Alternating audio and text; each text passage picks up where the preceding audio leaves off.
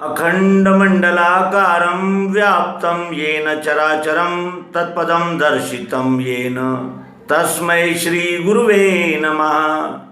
अज्ञानान्धस्य लोकस्य ज्ञानाञ्जनशलाकया चक्षुरुन्मीलितं येन तस्मै श्री गुरुवे नमः।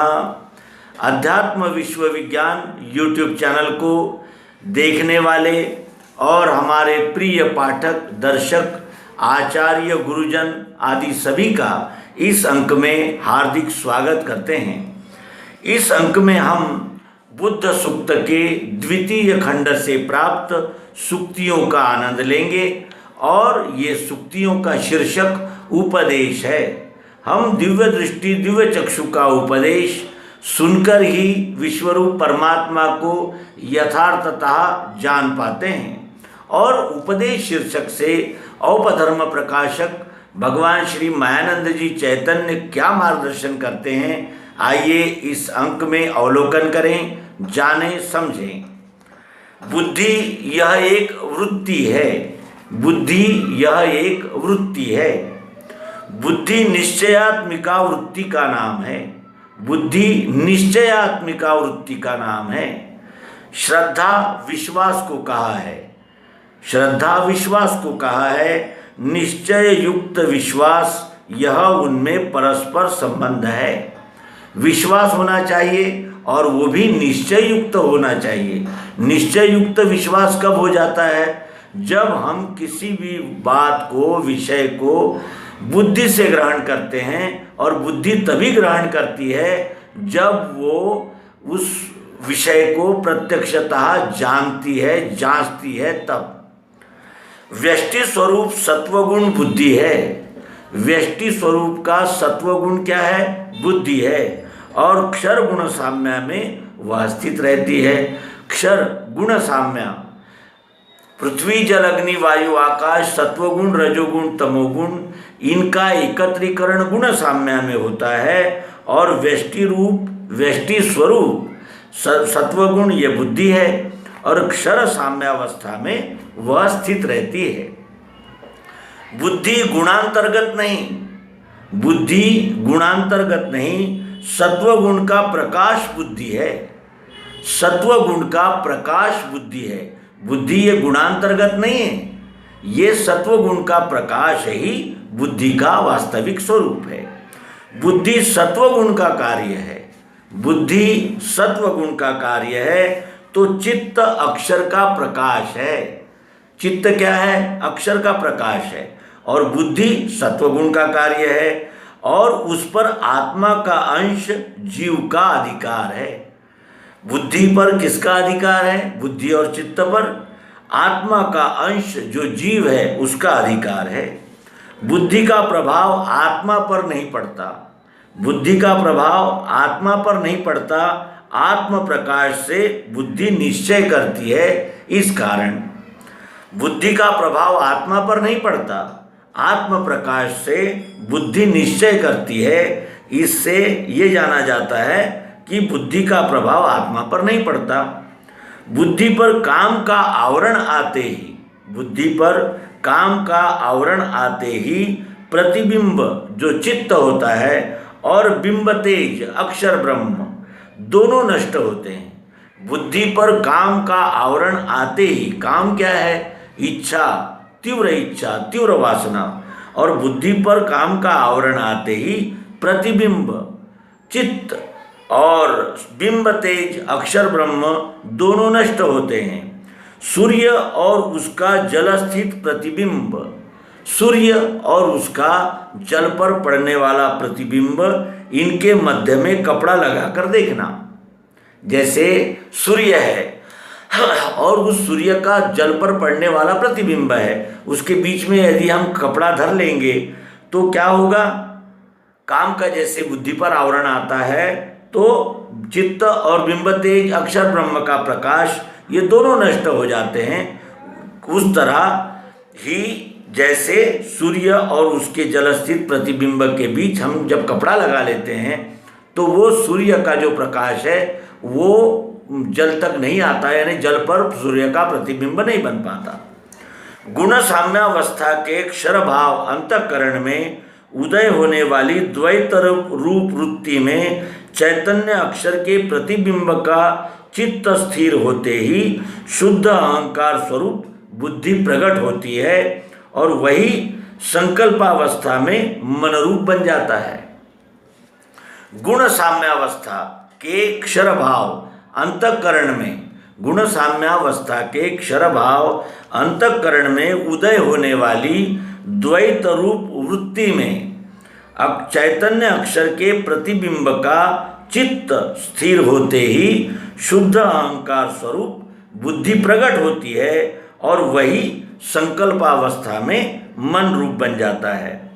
तो यहाँ हमने गुण साम्यावस्था के क्षर भाव अंतःकरण में उदय होने वाली द्वैत रूप वृत्ति में चैतन्य अक्षर के प्रतिबिंब का चित्त, चैतन्य अक्षर के प्रतिबिंब क्या है चैतन्य का, तो चित्त है। वो चित्त स्थिर होते ही शुद्ध अहंकार स्वरूप बुद्धि प्रकट होती है और फिर वही संकल्पावस्था में मन बन जाती है। गुण साम्या का क्षर भाव जो अंतःकरण वह आकाश का मूल रूप है। गुण साम्या का क्षर भाव जो अंतःकरण वह आकाश का मूल रूप है और अंतःकरण स्थित रजोगुणी भाव मन है। अंतःकरण स्थित रजोगुणी भाव मन है। आकाश तमोगुण का कार्य होने से विरोध भासता है। बुद्धि सत्वगुण, अहंकार तमोगुण और चित्त चैतन्य है। बुद्धि, मेधा, श्रद्धा इत्यादि बुद्धि की श्रेणियां हैं। बुद्धि, मेधा और श्रद्धा यह बुद्धि की श्रेणियां हैं। जिसने आंतरीय विचार किया हो वह एक कहता है। जिसने आंतरीय विचार किया हो वह एक कहता है, यह बुद्धि का देखना है। जिसने अंदर का विचार नहीं किया है वह अनेक देखता है, यह चक्षु का देखना है। अनेक देखना चक्षु का देखना है और एक का देखना यह बुद्धि का देखना है। बुद्धि तो केवल निश्चय करती है, इसलिए चित्त की सहायता के बिना निज स्वरूप को देख नहीं सकती। यानी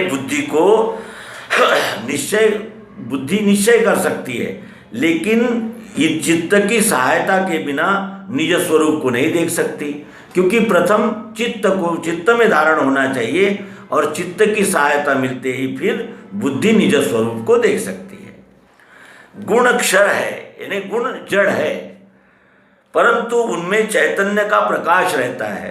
बुद्धि जड़ है, यानी गुण क्षर जो है वो जड़ है, परंतु उनमें चैतन्य का प्रकाश रहता है। सत्वगुण में प्रकाश अधिक स्पष्ट होता है। सत्वगुण में प्रकाश अधिक स्पष्ट होता है। बुद्धि सत्वगुण का स्वरूप होने से प्रकाश रूप आत्मा और जड़ इन दोनों को जान सकती है। बुद्धि सत्वगुण का स्वरूप होने से प्रकाश स्वरूप आत्मा और जड़ इन दोनों को जान सकती है। बुद्धि ही कर्मानुसारिणी इसी हेतु से कहा है कि जैसा कर्म करेगा तदनुसार ही बुद्धि बनती जाएगी।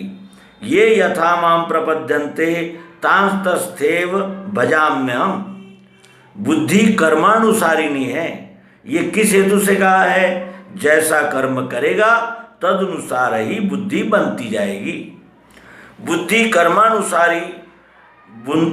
कर्मानुसारिणी पूर्व जन्म के कर्म से अथवा जन्म की कर्म गति से धैर्य, शक्ति, चातुर्य, अनेक मनुष्य पर प्रभाव पड़ना यह सबका एक सा नहीं होता, क्योंकि बुद्धि कर्मानुसारिणी है।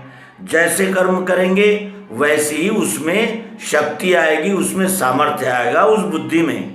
और पूर्व जन्म के कर्म से अथवा जन्म की कर्म गति से धैर्य, शक्ति, चातुर्य, अनेक मनुष्य पर प्रभाव पड़ना यह सबका एक सा नहीं होता। बुद्धि कर्मानुसारिणी वह है एक। बुद्धि कर्मानुसारिणी एक है, परंतु गुणानुसार फल भिन्न होने के कारण त्रिविध स्वरूपी बनकर सत्वगुणी बुद्धि सूक्ष्म में प्रवेश करती है। जो सत्वगुणी बुद्धि है वो सूक्ष्म में प्रवेश करती है, यानी सूक्ष्म मर्म को पकड़ती है। रजोगुणी व तमोगुणी बुद्धि द्वैत भावना में फंसी रहती है।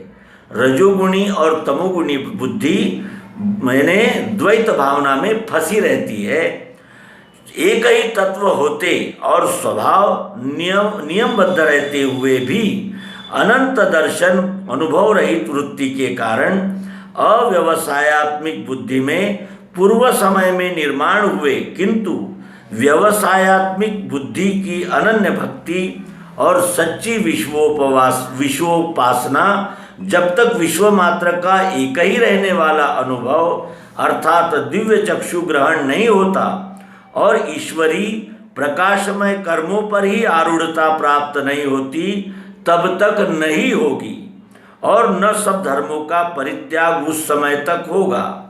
सच्ची सुधारणा ग्रहण त्याग रहित वृत्ति में स्थिति होना है। मत मतांतरों से स्वमत ग्रहण और परमत तिरस्कार की बुद्धि उत्पन्न होती है।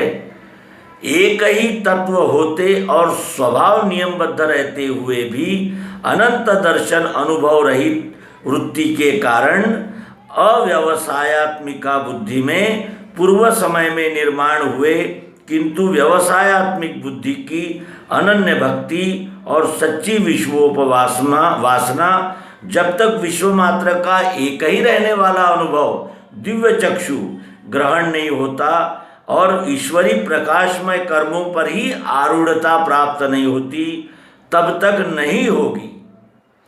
और जब न सब धर्मों का परित्याग उस समय तक हो सकता है होगा। सच्ची सुधारणा ग्रहण त्याग रहित वृत्ति में स्थिति होना है। मत मतांतरों से स्वमत ग्रहण और परमत तिरस्कार की बुद्धि उत्पन्न होती है। व्यवसायत्मिक बुद्धि का कार्य निश्चय करना है। व्यवसायत्मिक बुद्धि का कार्य क्या है? निश्चय करना है। जब तक यथार्थ वस्तु दर्शन नहीं होता तब तक सभी मनुष्य अव्यवसायी अर्थात अनिश्चित बुद्धिमान है। जब तक यथार्थ वस्तु दर्शन नहीं होता तब तक सभी मनुष्य अव्यवसायी अर्थात अनिश्चित बुद्धिमान है।